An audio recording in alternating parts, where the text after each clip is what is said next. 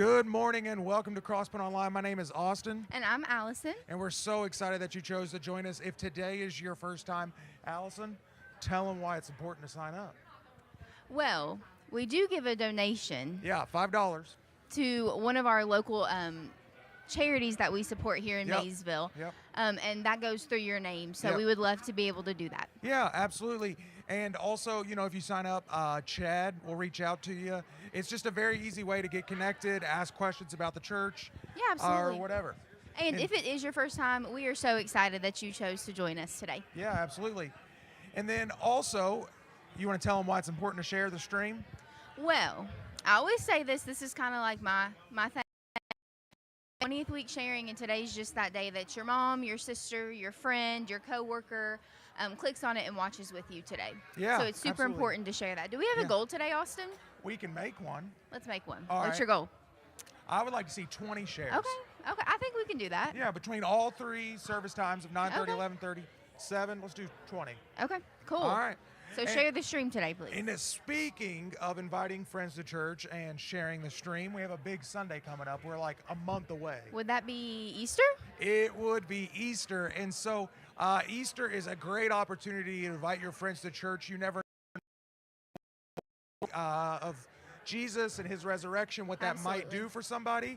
And this year, we're going to be talking about hope. Oh, okay. And so I'm pretty excited about that. You can go to crosspointonline.net/Easter, and it will be on the app this week as well. Oh, perfect. And there's Anna Current made some cool social media like graphics that you can download and share on social media. Okay, and Anna, so it's there. And yeah, very easy to invite your friend to church. Absolutely. And like Austin said, it is just a great Sunday for that first-time guest to come with you. Yeah. Now, we also have some other things that are going on. There's Tell a us a lot little bit about going on that. right now. So we're in our 4 series. We do it every year. We just talk about how, in a time where churches are known for what they're against, we want to be known for who we are for. And so, which is everybody. And so on March 17th, any money given, whether it be online, in person, at any of our campuses, we're going to give it all away. And then also on March 23rd, we're going to have a nice little serve day. So you can serve on March 23rd by Loving on East End or Bracken Easter Carnivals that day as well. Correct, yep. And then we also have another opportunity to serve for the soap for the Derby. Yep, on April 13th. Perfect. So that one's after Easter. So that's good. Okay. Yeah. And so you can find all that information out at crosspointonline.net/4. Okay, perfect. Or in the app, right? Yep. Okay. You can find it in the app as well. Austin holds the app down. Yeah. Everything that you ever would need is in the app, and it just has the same little icon in the App Store as our Facebook does. Yep. So you can go to CrossPoint now in any app store, and it will be there. Perfect. Yeah. Well, we hope that you guys have a great Sunday, and we are so thankful that you're joining us. Yeah.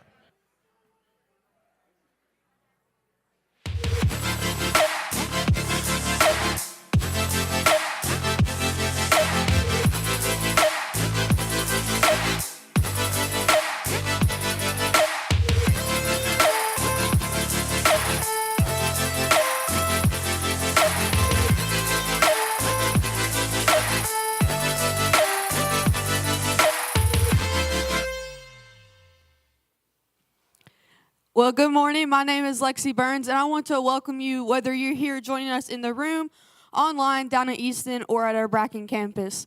So if it's your first time here, you can either let us know by filling out a yes card on the seat in front of you, or going to our CrossPoint Now app and clicking First Time Guest. And if you do this, we will make a $5 donation to a local charity in your name.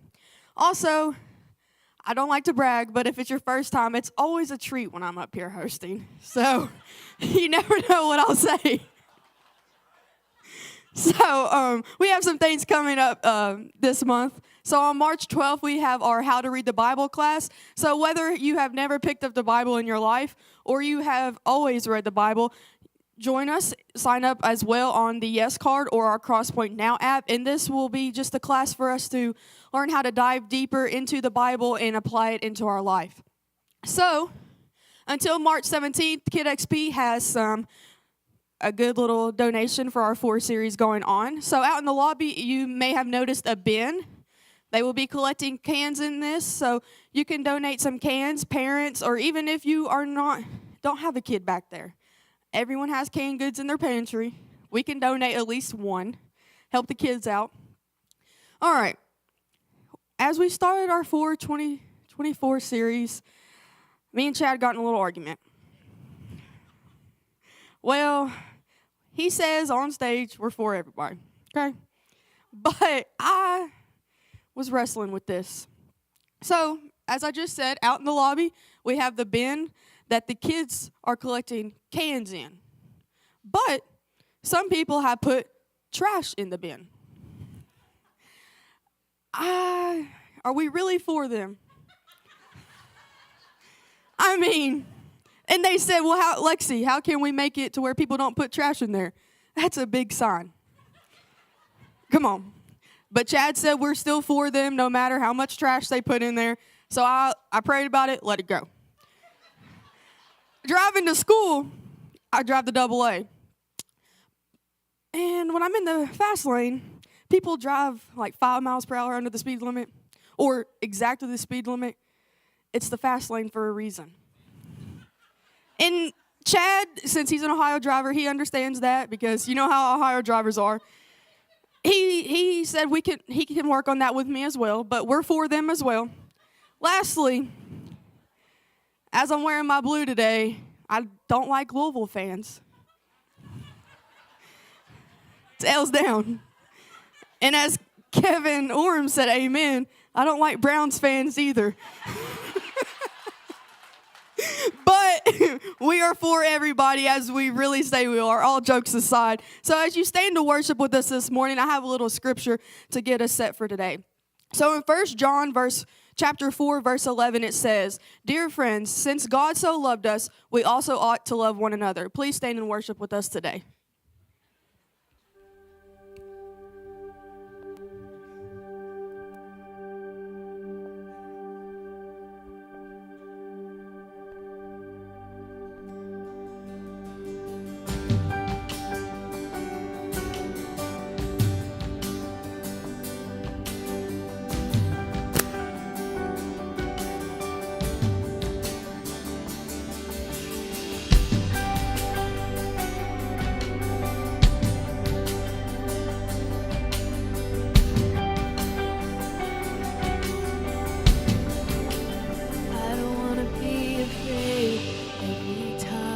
Face the waves.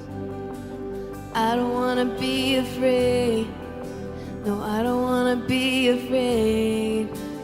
I don't want to fear the storm just because I hear it roar. I don't want to fear the storm. No, I don't want to fear the storm. Peace be still, say the word, and I will send my feet upon the sea till I'm dancing in the deep. Peace be still, you are here, so it is well. Even when my eyes can't see, I will trust the voice that speaks.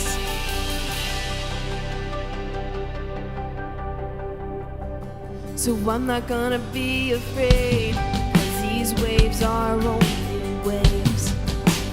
I'm not gonna be afraid.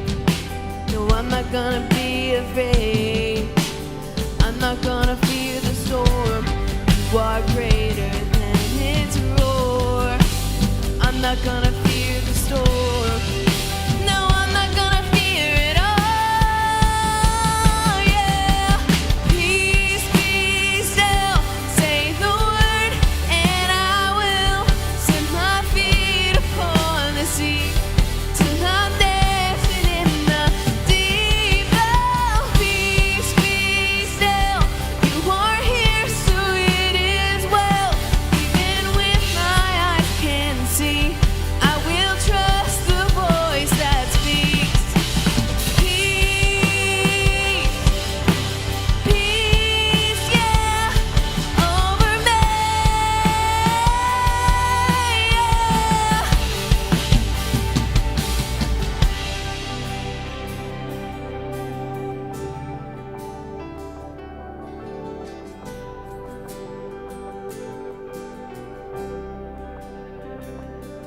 So let faith rise up. Oh heart, believe. Let faith rise up in me. Let faith rise up. Oh heart, believe. Let faith rise up in me. So let faith rise up. Oh heart, believe. Let faith rise up in me. Hey, let faith rise up. Oh heart, believe. Let faith rise up in me. Peace be still. Say the word, and I will set my feet upon the sea. Till I'm dancing in the deep. Oh, peace be still. You are here, so it is well. Even when my eyes can't see, I will trust the voice that speaks. Peace, peace, yeah, over me, yeah. Whoa, peace, peace, yeah, over me, yeah.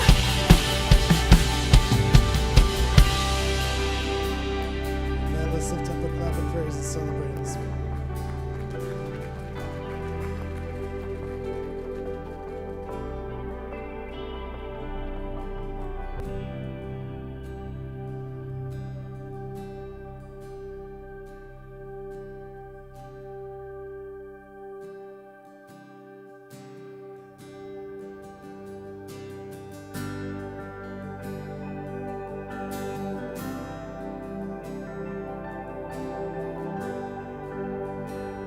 Let's sing this together this morning, worthy of every song. Worthy of every song we could ever sing. Worthy of all the praise we could ever bring. You're worthy of every breath we could ever breathe. We live for you, God.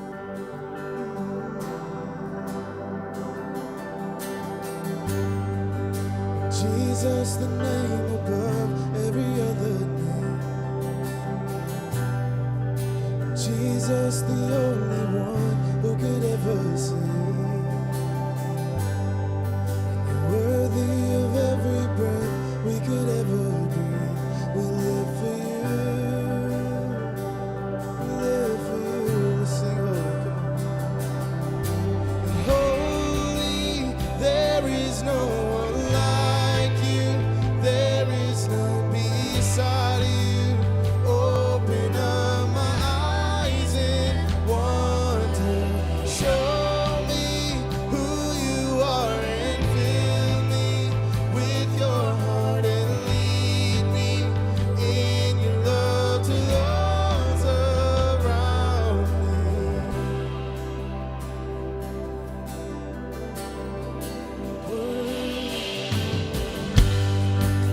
Worthy of every song we could ever sing, all the praise. Worthy of all the praise we could ever bring. Every breath, worthy of every breath we could ever breathe. We live for you, God. We live for you.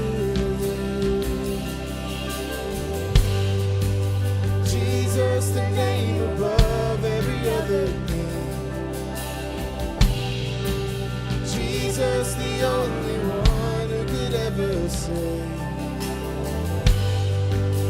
Worthy of every breath we could ever breathe. We live for you. We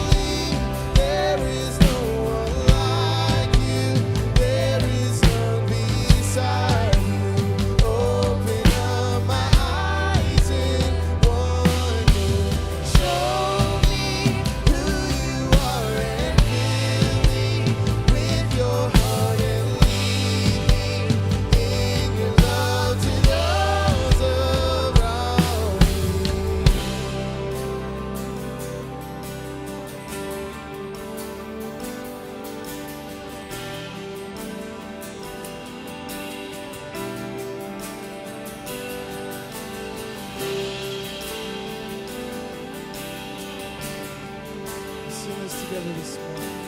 I will build my life on the love promise. And I will build my life upon your love. It is a firm foundation, and I will put my trust in you alone, and I will not be shaken, and I will build my life upon your love. It is a firm foundation, and I will put my trust in you alone, and I will not be shaken. Holy, there is no one like you. There is none beside you. Open up my eyes in wonder.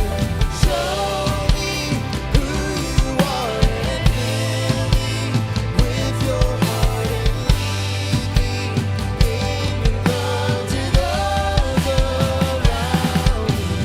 Holy, there is no one like you. There is none beside you. Open up my eyes in wonder. Show me who you are and fill me with your heart and lead me in your love to those around me. And I will build my life upon your love. It is a firm foundation, and I will put my trust in you alone, and I will not be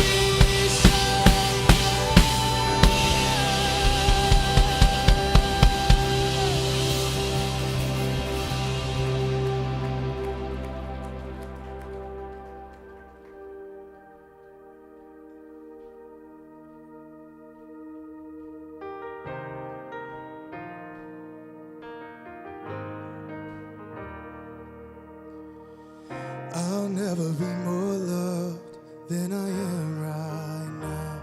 Wasn't holding you up, so there's nothing I can do to let you down. It doesn't take a trophy to make you proud. I'll never be more loved than I am right now. Going through a storm, but I won't go down. I hear your voice carried in the rhythm of the wind to call me out. You would cross an ocean so I wouldn't drown. You've never been closer than you are right now. Sing Jireh. And Jireh, you are enough. Jireh, you are enough. And I will be content in every circumstance. Jireh, you are enough. Forever enough, always enough. You're more than enough. Ever enough, always enough. You're more than enough. I don't wanna forget how I feel right now on the mountaintop. I can see so clear what it's all about. So stay by my side when the sun goes down. Don't wanna forget how I feel right now. Jireh, you are enough. Jireh,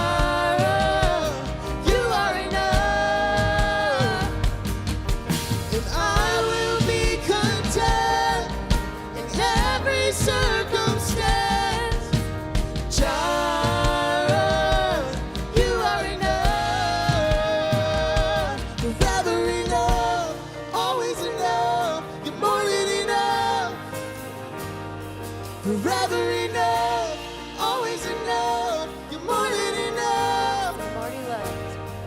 I'm already loved. I'm already chosen. I know who I am. I know what you've spoken. I'm already loved more than I could imagine. And that is enough. I'm already loved. I'm already chosen. I know who I am. I know what you've spoken. I'm already loved more than I could imagine. That is enough.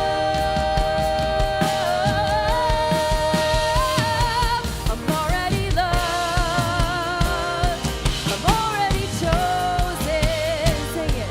I know who I am. Yes, I know what you've spoken. I'm already loved more than I could imagine. That is enough. That is enough.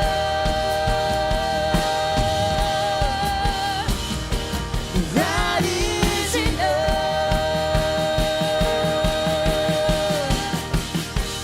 That is enough. Sing that chorus one more time. And Jireh, you are enough. Jireh, you are enough. I will be content in every circumstance. Jireh, you are enough. Thank you so much for worshiping with us this morning. We invite you guys to be seated today.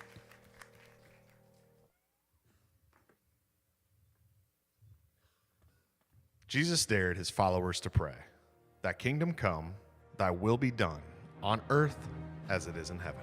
He actually expects us to believe that he did not die to only save us for heaven someday, but that heaven can break in and even bring change to our broken, fallen, and sinful world. Jesus proclaimed this as good news to the poor, sight for the blind, freedom for the oppressed. To which the religious and the rulers then responded with an assassination plot. Why? For good reason. The religious and rulers, then and now, recognize God's love as dangerous. It tears down walls. It levels the playing field. It shows mercy where it is not deserved and grace where it has not been earned. It removes our right to judge. It leaves the 99 to seek the one. It exposes selfishness. And now he asks us to decide, will we join him in his revolutionizing love? Will we be for everyone else who has gotten the message loud and clear that there is no room in God's kingdom for them?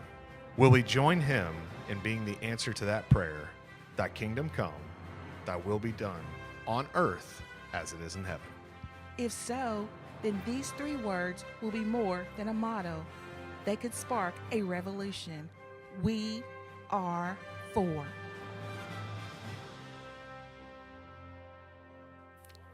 And it is great to be with you. Thank you for your worship here and in Augusta and Easton online. And we want to celebrate a couple of things today. Some really cool things that have happened. One is, thank you for everyone who took little flags and we're praying last week for our Guatemala mission team. They have all arrived back safely. Can we welcome them back? They're here with their church family today.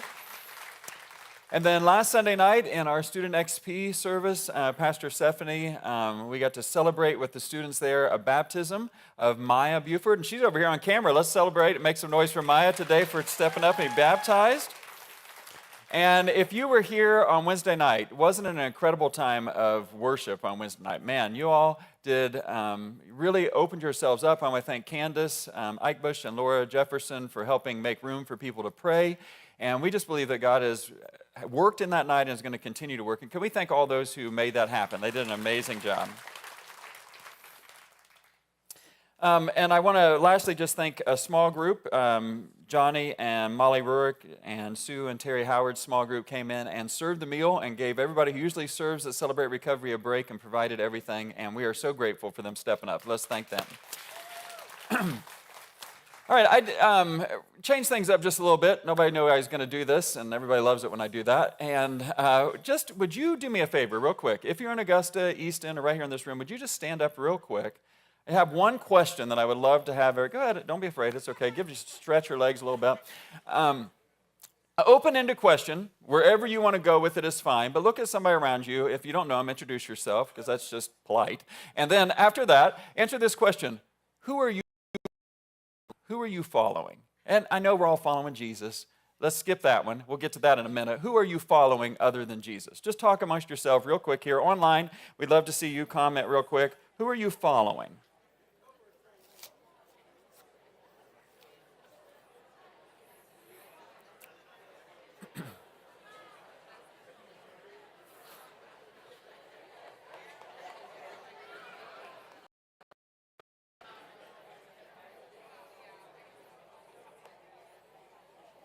And then you can have a seat whenever you're ready.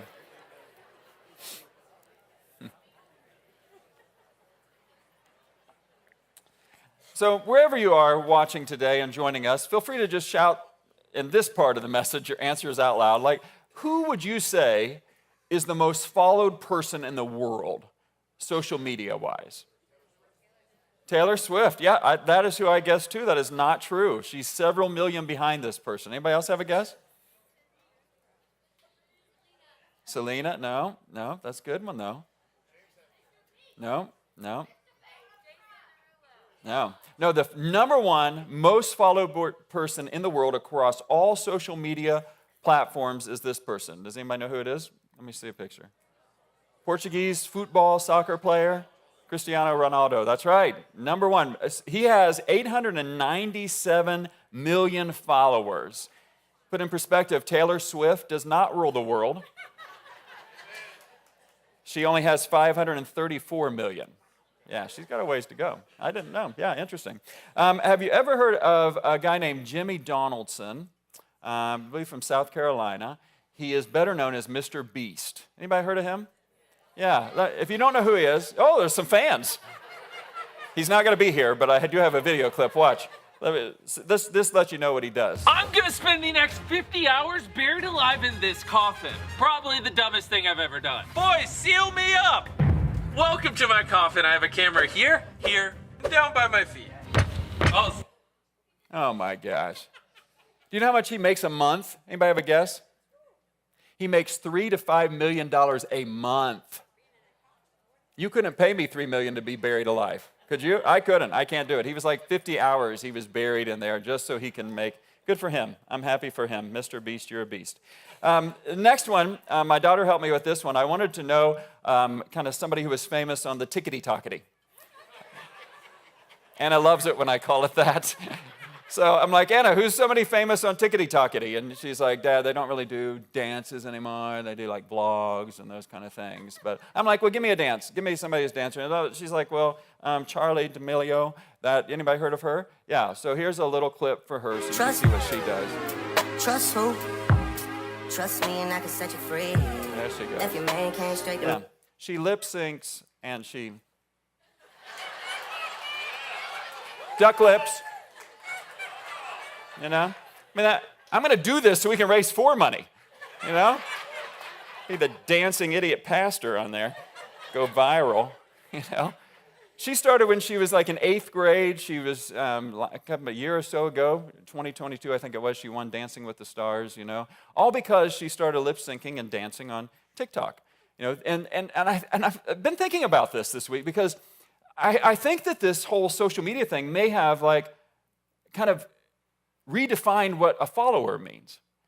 Because when you think about it, as followers of these folks, and nothing wrong with it. I mean, Mr. Beast, he is entertaining, you know, and, the soccer player, I didn't even know he existed until the world told me he did, and that's all good and fine, right? But a follower, in this case, means that we are pretty much passive.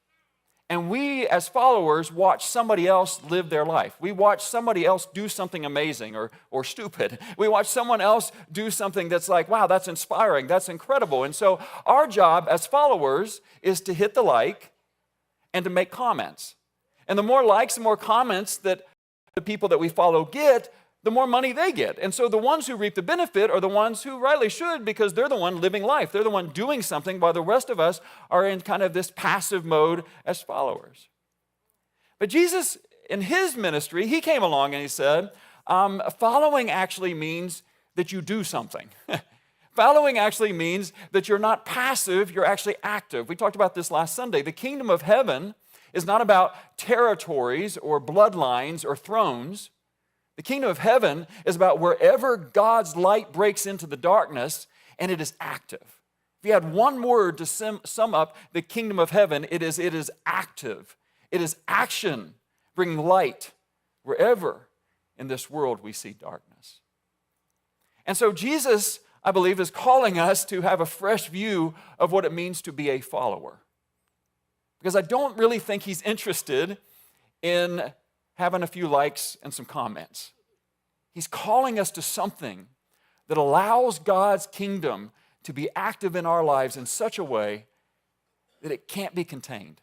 It ends up flowing out into the lives of the people around us. And so in Matthew chapter 4, verse 18, it says this: As Jesus was walking beside the Sea of Galilee, he saw two brothers, Simon called Peter and his brother Andrew.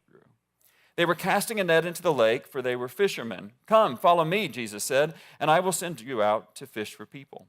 At once they left their nets and followed him, and going from there, he saw two other brothers, James, son of Zebedee, and his brother John, and they were in the boat with their father Zebedee, preparing their nets. And Jesus called them, and immediately they left the boat and their father, and they followed him.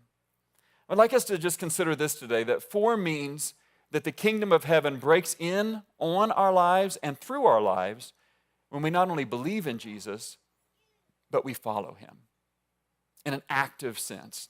Not some likes and comments, but we get up, we leave where we were, and we follow him someplace new. Jesus said, come follow me.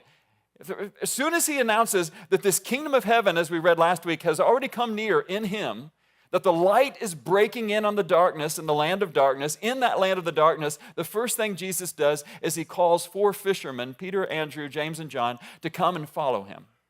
He doesn't say, come and believe in me. He says, come and follow me.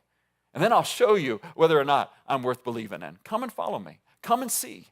Come and take action with me. Come and be a part of what I am doing. Come and follow me. And Peter and Andrew and James and John, it's always amazed me. It's like, wow, they just meet this guy for the first time and they follow him. Well, actually, the other Gospels tell us that they had already been introduced to Christ.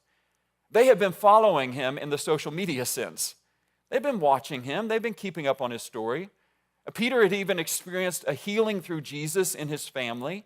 And so they had a reference point. They'd been following him. They'd been hitting the like button and making some comments about this Jesus. But now Jesus comes to them and he says to them, I believe he says it to us, he says, listen, you've hit likes enough. You've commented enough. Will you get up and will you go someplace with me? Will you leave where you've been and will you follow me? He says, I'm going to not just make you fishers of fish. I want you to be fishers of men. Because fishing wasn't just their hobby. It wasn't a vacation that they were on. They weren't on a fishing trip. This was their livelihood. And Jesus isn't belittling their livelihood. He's just trying to help them see how in this world, the kingdoms of this world want us to define ourselves by things that will not last. And so Jesus is saying, don't be defined by something that will not last. Let me add meaning to the things that won't last so that you can live for something that will last. And so he says, I want you to be fishers of men. Nothing wrong with being a fisherman.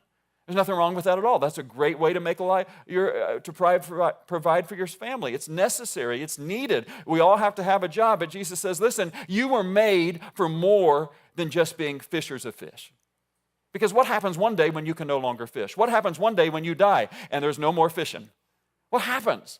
He said, then your life has been defined by something that will not last. Let me infuse your life with the kingdom of heaven, Jesus is saying, where you can begin to live for something that will last, even while you're living in a world of things that won't last. So let me give you maybe a couple of examples. My mom always wanted to be a teacher. And I won't go through her story, but growing up and some circumstances way outside of her control and some things done to her and some opportunities not made available to her, she never got to achieve that dream. Now, she got to do it because she became like what we would call now a children's pastor, though she didn't make any money. She wasn't paid for it. But all my growing up, she was always my children's pastor at church. And so in that way, she got to fulfill it. But then as my brother and I got older, and she wanted us to have opportunities she didn't. And so she went to work to try to help my dad provide so that we could go to college. And she got a job as a worker. Now, this was not her dream job. There were many days that she came home, took off her hairnet and her apron and wanted to quit. It was nothing that she was really enjoyed. But somewhere along her serving food that the students didn't even like to eat, she had this kind of calling from God. And she heard God say to her, basically, I don't want you just to serve food to kids. I have you there to serve care to kids who were felt like you did when you were in high school. And so Mama began to see her job completely different. And she began to pay attention, especially to the kids who felt like, who she could tell, they were trying to act like they had it all together. They were trying to act like everything was okay at home. They were trying to act like they felt good about themselves, but you could see right through it all that they didn't. And she began to just, in the short time she had as they would pass through that lunch line, learn their names and care for and speak words of life over students. And before long, my mom's cash register line at the high school became the longest line. And her boss got really upset. And she said, we got this other line, and nobody's going through this line because everybody's at your line. What are you doing? And Mom's like, I'm just, and what she was doing, she was just caring for kids. And kids would rather wait in a line for the bad food and get some encouragement than just get the food and get through line. And when my mom announced many years later that she was going to retire when she had reached the time when she could get a pension and some benefits, the students did something incredible. They elected her, and they weren't joking about it. They were very sincere about it. They elected her to be the Grand Marshal of the Miamisburg High School homecoming parade. It's the only lunch lady that's ever been elected in Miamisburg's history, right? Yeah. And so how cool is this? Yeah, you can clap for my mom. Love her. But what's cool about this was, and what an example for me this was, is that how easy it is to get caught up and stuff that we have to do that we don't even like doing. And we all do that. We all have things we have to. And though we know it's not going to last, we live like that's all there is. And Jesus says, come follow me. Come follow me. You're not just where you are to serve food. You're there where you are to serve care to students that they might know that people still care. And we can be, I've been in Miamisburg before visiting with my family, and somebody who's now an adult with their own kids will walk up to my mom and said, man, you were the best lunch lady. You encouraged me. You saw me when nobody else saw me. You say, well, you see what I'm saying? Jesus is saying, listen, don't just fish for fish. That's going to be gone one day. It's not going to mean anything one day. Do whatever you do that's not going to last for something that is going to last. Come follow me. Actually on Friday, a friend of mine that I hadn't seen for about 3 years, he called me up. He said, Chad, I'm going to be passing through Lexington. Do you think you could drive over and meet me? And I said, yeah, there's a Grader's there. And he said, okay, let's meet there. And so we met at Grader's, and his name is Michael. And Michael's kind of this unique guy. When he was a little boy, he fell in love with Corvettes. And if you ever want to learn more than you ever wanted to learn about Corvettes, you talk to Michael Mills, and he will tell you whether you want to or not. Just get him on the topic. He can't stop. He just loves them. He's a part of a Corvette club. And he learned as a little boy, his dad informed him. He said, listen, if you're going to have a Corvette, you're going to have a job that makes some money. And so he's like, oh, okay. And so as a little boy, he said, I'm going to make some money. And he did. And he made so much money and did so well for himself that he's already retired. He's only a year or so older than me. And what Michael does with his Corvettes, though, because he has two, he has Kimberly would know, she's better with cars, some Stingray, something 1960s, I don't know. It's pretty. And then he has this other car that is a limited edition that came out probably about 5-6 years ago. But what Michael does with his Corvettes, is he looks for people who he feels like could use just an excuse to enjoy life. And so he he'll give the keys to his Corvette, and he'll take the Corvette, and his wife will follow him, take the Corvette over to somebody's house who maybe is dealing with cancer. And he's like, the Corvette, just go enjoy it. Like, forget about everything for a weekend and just go enjoy it. And then sometimes he'll find a couple that he knows is struggling in their marriage, and he'll say, hey, why don't you guys just have a date night? Take the Corvette for the weekend, go out, just enjoy. I know this because when Kimberly and I went through our miscarriages, he came up to us one day and he said, here's the keys, I'm dropping off my Corvette. I'm like, oh my gosh, Mike, you don't understand, I'm the guy, I'll wreck the thing. Like, I don't even mean for things to happen, it happens. And he's like, it's okay. And I said, no, I can't do this. And I'll never forget what he said. He said, Chad, first of all, I have insurance. And then he said, second, if I can't use my Corvettes for somebody else to find enjoyment and encouragement, then there's no point in me even having them myself. You see, that's what I'm talking about. We make it so difficult. When Jesus says, come, follow me, we make it so hard. But Jesus is saying, no, you don't. Listen, if you just look at the things in your life that will not last, I mean, they're not going to last forever. A Corvette's not going to last forever. You can't take it with you to heaven. If you can look at those things in your life that will not last, even your hobbies, even the things you enjoy, even your recreation, and you can say, God, what does it mean for me to follow you in this? Then all of a sudden, Jesus will take the very thing that will not last in the kingdoms of this world and he'll turn it around, use it for the kingdom of heaven, and that which will not last now has a meaning that will outlast it. Man, that's powerful. When you start to follow Jesus this way, this is where life really gets exciting because his kingdom starts to break in on our lives and then breaks through our lives. I was thinking about Teresa Flores, the founder of SOAP, Saving Our Adolescents for Prostitution. I remember about 10 years ago or so when I first met her and heard her story. And if you haven't heard her story, she's a survivor of human trafficking. She was, her dad was like some bigwig in a company, and they were constantly moving. They moved to Michigan. And at her high school, she's trying to fit in, trying to get to know kids, finds this older boy who shows her attention. Long story short, he laces her drink with something. They rape her. They take photos of it. And then when she is finally in her right mind, they show the pictures and what she did. And they say, you're going to have to work these off. And she becomes a victim of human trafficking from her own home in the suburbs of Detroit, Michigan.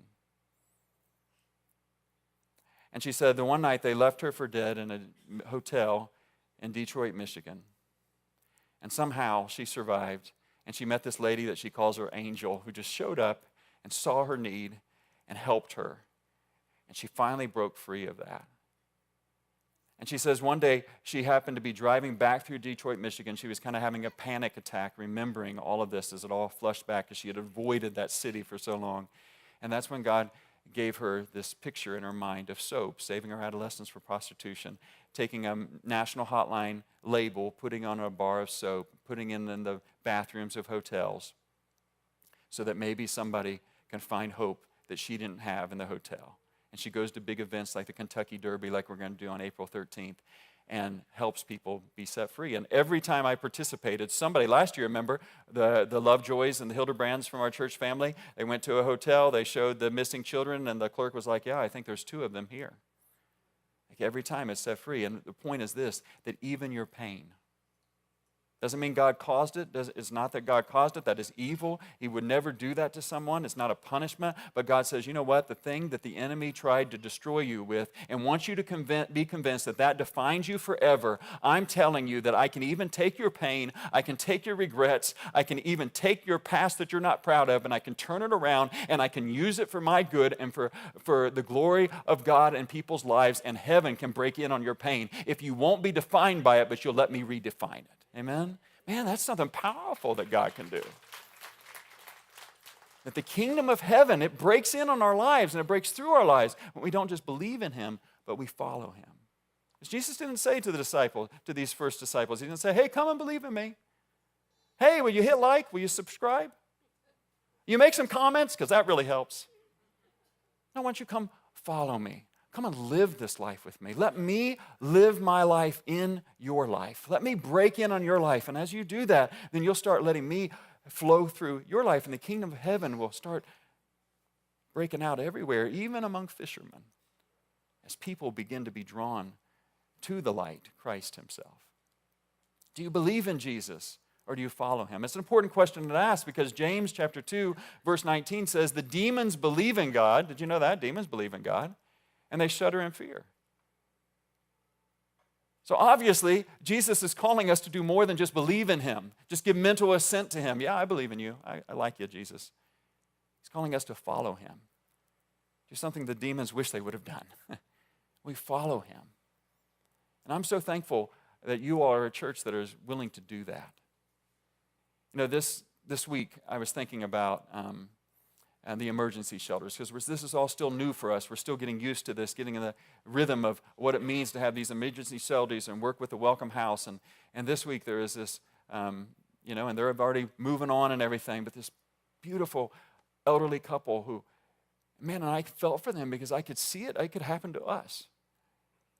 Husband going through cancer, they end up losing everything because of medical bills. And at the time when they need a refuge, they have nothing.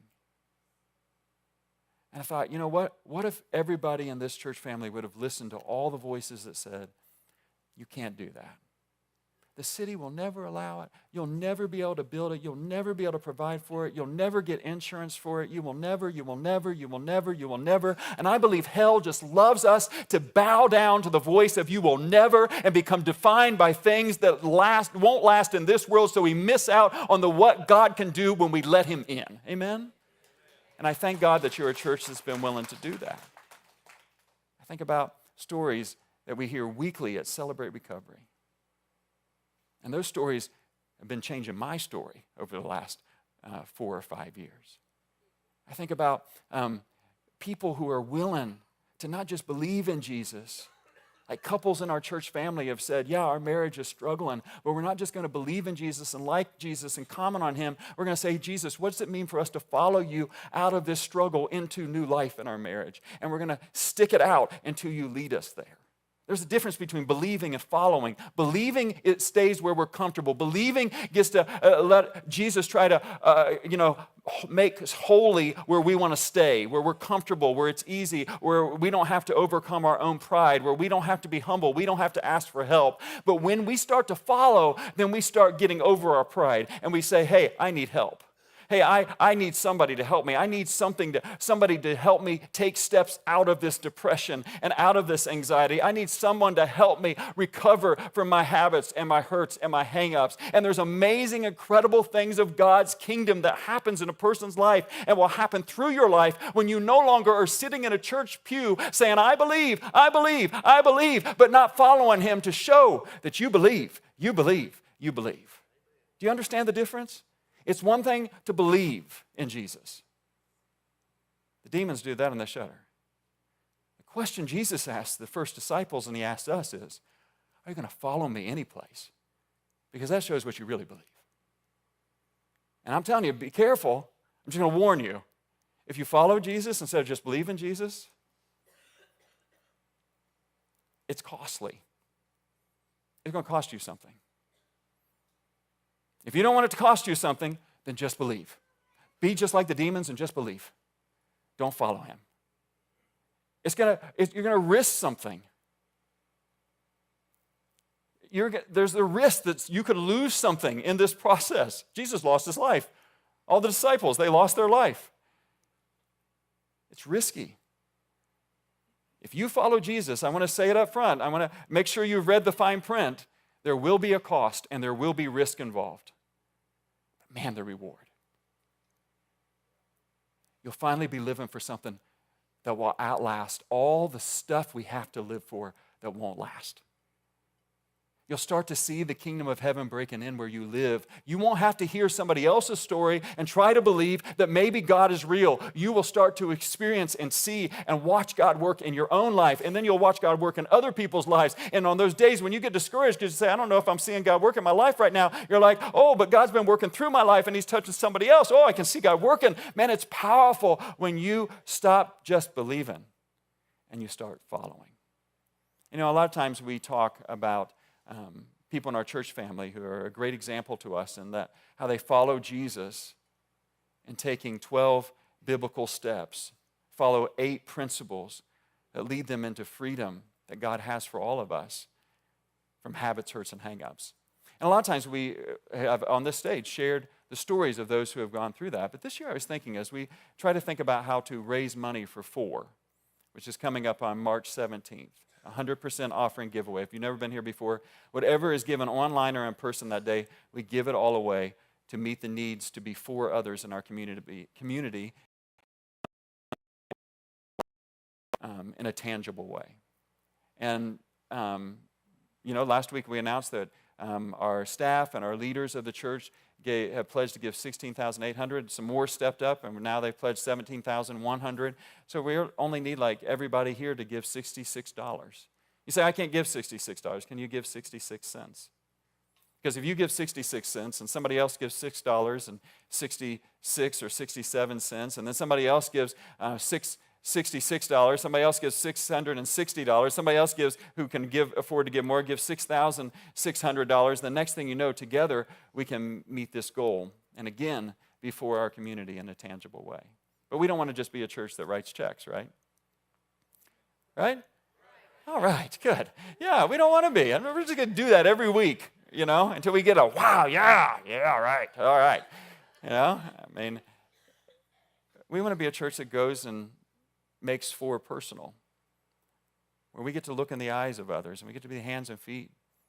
And we don't have to say a word, but we just get to love on people where they are and serve. And so you can start signing up now for this on March 23rd. Maybe you want to go and serve in Bracken County with our Bracken campus and do an Easter carnival for the community and for kids. Maybe you want to join us on the east end of Maysville and just love on that side of town where our East End campus is, through Maysville Hands of Hope or River Outreach Mission or Last Stop Jailhouse Ministries, to transitional housing. Some of the folks from the emergency shelters go there as a next step to get to the next step. So we want to support them and paint, clean, do whatever. Who knows? People are getting all that together right now. And maybe you say, well, I don't want to do any of those. I want to do something in my community, in Adams County or Brown County, Ohio, or some other county, Fleming County, and here in Kentucky. I want to do something there. You can create your own. Just let us know so we can support you and let other people in your area know about what you're going to do so maybe they can join you. And maybe you say, I can't do it on March 23rd. Shucks, I like you. No, because good news, April 13th, you can join us for SOAP. We need to have about 100 people go with us to SOAP, the Kentucky Derby. You leave in the morning, you get there around 10, get back here about 4 or 5 o'clock, and you have served the opportunity for people who are in the second leading crime in the U.S. to maybe find freedom and hope. And then on Easter, use your influence. Because this is how it costs you. Your time, your money, your influence are the things that will become risked and will have a cost to it. Your time, your money, your influence, so that you can have God's light break in your life and break in the life of others. And as I was saying, a lot of times we hear the story of people from Celebrate Recovery who are seeking freedom from their own habits, hurts, and hang-ups. But sometimes I think we forget that their story is also about somebody else's story. And somebody else who maybe supports them so that they can be free to come to Celebrate Recovery and to seek recovery on other platforms. And one of those people is named Stephanie Hopper, and she's agreed to come and share today. Would you help me welcome Stephanie as she comes up to share?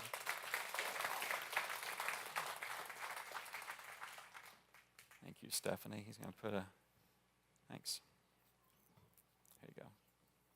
Well, Stephanie, maybe just take a minute, introduce yourself, tell us whatever you want us to know about you, and how long your family's been attending CrossPoint. So my name is Stephanie, and my family's been coming here for about 2 years now, off and on. I am obviously a mom of three great children. My husband and I, Chris, will be married in August, almost 20 years in August. Oh, great. Yeah, that's good. I'm just here to share my story with you, and I'm excited to share my story with everybody. Well, okay, let's jump right into that then. So what, and I know you and Chris have talked, so you have permission to share all this stuff. We have to give the little disclaimer. We're not doing anything. He's right down there in the front row, so thank you, Chris, for supporting her. But I know you guys, one of the things I appreciate about you and Chris is you're both very real and honest about this journey. And what for you, on your side, as a wife of someone who, like all of us, is struggling with something, and Chris had his struggle, what was life like before Chris said, you know what, I think I need to ask for some help? So I think our story might be a little different in that, thinking back to the past, I can't really think of any negative. We have a great life. Our kids are great. I think honestly, looking at the past and now in the present, things that our past have taught us is that we are much more wholesome. We are much more honest. We are much more open. We have hard conversations. We are genuine with each other. And so I think our past, a very highly functional past, has shaped us to where we are today in the present. Right. I think that's a good point to make, because nobody's recovery journey and nobody's struggle is the same. It can look all different ways, right? Absolutely. Yeah. Everyone is different, and we all may be kind of walking that same line together, and we all may have kind of some same nuances here and there, but each story and each person that's going through that addiction journey, whether you're a spouse, a mom, a dad, a sister, a brother, it's all different. It's different for everybody. And so when Chris kind of had, because I've heard him share his story, and when he had that kind of aha moment, I think I remember him saying he was driving someplace and kind of has this aha moment. And do you remember when he first told you about that, and how did that affect you? What was going through your heart and mind as he shared those things? So when he told me, I think there was just so many emotions. Obviously, I was happy. I was happy that he was asking for help and that he recognized that he had a problem, because that to me is probably one of the hardest things, is to say, Right. hey, I have a problem. Yeah. We as humans don't like to admit that we need help. I'm one of those too. Right. I think I was sad because my person that I love very deeply was going through a struggle that I didn't cause. I can't cure it. I can't control it. I'm a fixer by nature. I'm a mother. I think all of us moms have that fixing ability, and I couldn't fix him. But I think more importantly, I think I was proud. And still very, very proud. It's a struggle. Every single day is a different day. There's struggles that come along each other's path that make it hard. So I think more importantly, I think the being proud was probably the emotion that just keeps bubbling to the top for me. Awesome. And then as he started kind of committing himself to his own recovery journey, that's not just a commitment, as I've heard from others, just from the person who's taking those steps. It has to be a commitment from the family as well. Absolutely. So maybe talk about that a little bit. Yeah, so I remember when he was at treatment, we talked about different groups and different programs, and the commitment from him and from our family and myself as a spouse. And so I started looking into programs for myself because I had a lot of work I needed to clean up. I always jokingly say my side of the street was just as messy in its own special way. And so I attend a 12-step program here at CrossPoint on Tuesdays at 7. That's my little plug for that group. But it helped clean up some things that I needed to work on, the fixing, the controlling. And so for him, it's kind of that same side. I know when he has his meetings, and we're good. Go to your meetings, because that is a group of people that work in their own special way. God is in those rooms of those meetings. I have been to several different meetings across the United States, and every meeting is different, but the stories that are shared in those meetings are so very important. And the meeting that you don't want to go to, that's the meeting you should be in. Right. So there's been so many times that I've gone to a meeting, I'm like, okay, I'm supposed to be here tonight. Right. This is what I'm supposed to hear. Yeah. I needed to work on that. And the group, the sober community, or the community that you learn and become a part of, is just it's so heartwarming and so great. And those people are they're just amazing. I feel so warm and welcome and loved. And they don't see that person as, oh, they're an alcoholic or they have an addiction problem. They're people, and Right. they need love, they need support, and they need high fives, no matter if they've had a bad day or a good day. That's right. And so, I know that for you all, the story is a little different in that it wasn't like this major struggle that's like you're in crisis mode, but I've also know things have changed for you all. I mean, and sometimes those changes are like good, and sometimes they can be uncomfortable, but they're still good. Like, can you speak to give somebody maybe else some hope that's not as far in the journey as you are, just a little farther behind? what would you say are some of the things you're thankful for your husband committing himself and taking these steps to follow God in that way? So I'm just so thankful for everything that we have learned throughout this journey, the community that we have become a part of that leads us and guides us, and our champions for each other. I think the big thing that if I had to tell someone that may be fresh into a recovery as a spouse or a support person is just let go and let God. If you can't do anything, just pray about it. Pass it on to God. There's lots of in my groups. There's mothers that have their children struggling, and as a mom, it's so hard to say, "Okay, God, this is yours," and just making sure that it's okay to ask for help. Asking for help does not make you weak, does not make you look like you can't handle it or you are not in control, because ultimately we are not. We are all powerless. And just like in your message, if you choose to follow, God puts speed bumps in your journey for those reasons. And so you just have to trust the process and let it go. And maybe for somebody who is sitting here today and they've been praying for maybe a long time for somebody that they love, a child, a grown child, a spouse, a friend, and they're like, man, I just don't. Stephanie, I wish I had that story, but I don't have your and Krista's story. What would you say to them? You can have that story. Just keep praying. Just keep asking God to take your person and soften their heart, and just keep lifting that person up, because their struggle is something that you can't understand. I can't understand it, but we as a support person have our own struggle, and we can only work on us and just keep praying for that person or for that loved one. And so just keep praying. Sometimes unanswered prayers happen, just not in our time, and we have to understand it's not on our time, and we have to trust that process. Awesome. Well, I really appreciate you sharing, and Chris, I appreciate you giving her permission. Can we thank them for their story? Thank you, Stephanie. It was awesome. Thank you. And so today I want to have the opportunity, thinking, man, we can't end this message with just sitting there and saying, oh, I like that. Maybe I'll make a comment later on this. I want to invite you to stand with me, and then we're going to prepare to receive communion, and we're going to have some music playing. And this is just a time for you to talk to God during this. Yeah, you can go ahead and stand.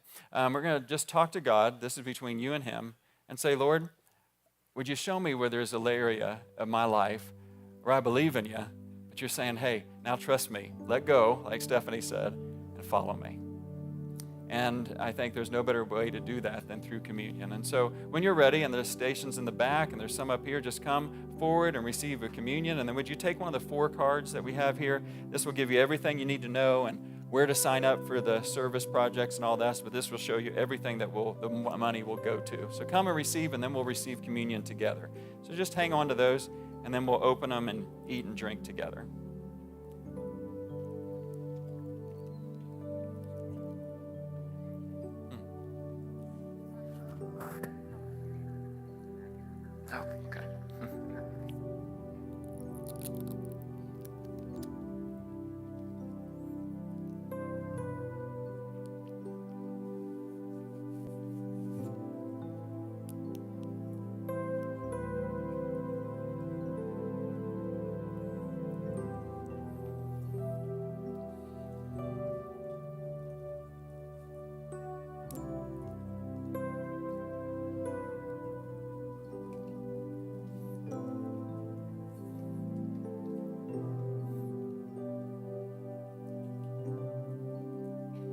As you're going back to seat, if you just take out, a bug trying to attack me. Just take out the bread, and we're going to get ready to receive that together.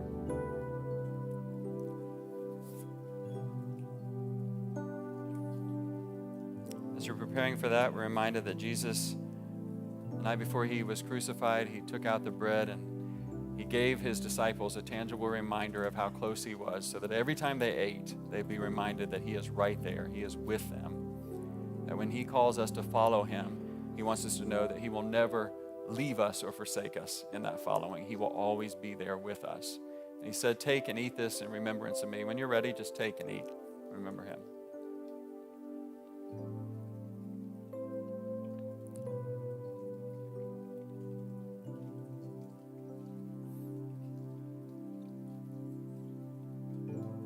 And then Jesus held up the cup and he said, "This is my blood poured out for you. Take and drink in remembrance of me." So go ahead when you're ready.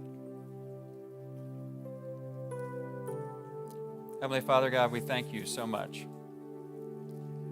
that, Lord, you didn't just stay in heaven, you came down to us.